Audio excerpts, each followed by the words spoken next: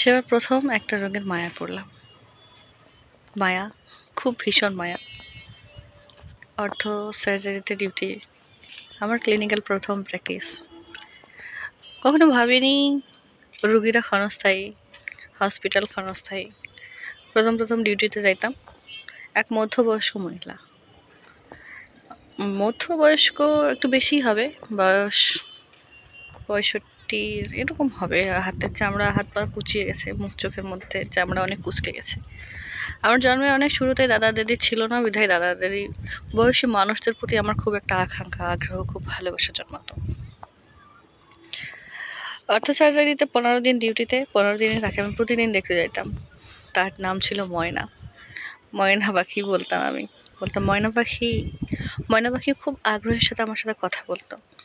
তার বাসায় পুঁই মাচা, তার বাসায় সিমের গাছ, কত কি গল্প করতো।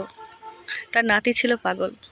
তার নাতির জন্য তার হচ্ছে পায়ের মধ্যে ব্যথা দেওয়ার কারণে সে ছিল সেখানে ভর্তি। আমরা প্রতিদিন দেখতে যাইতাম। একটা সময় তার প্রতি আলাদা একটা আগ্রহ কাজ করতে শুরু করলো। তারপর তারপর যা হয়, রুগী তো সুস্থ হয়েছে, বাসায় চলে গেছে। তখন খুব পরিমাণে কষ্ট হয়েছিল আমার, প্রচুর। বাসায় এসে অনেকক্ষণ পর্যন্ত কান্না করেছিলাম, কোনো কারণ ছাড়াই।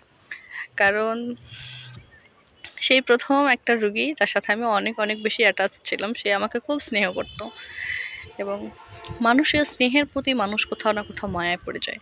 আর মায়া হচ্ছে এমন একটা বন্ধন, যেখানে একবার মানুষ মায়ায় পড়ে গেলে সে মায়াটা কখনো সে কাটাতে উঠতে পারে না। আর মানুষের সম্পর্ক শেষ হওয়ার পরও মানুষ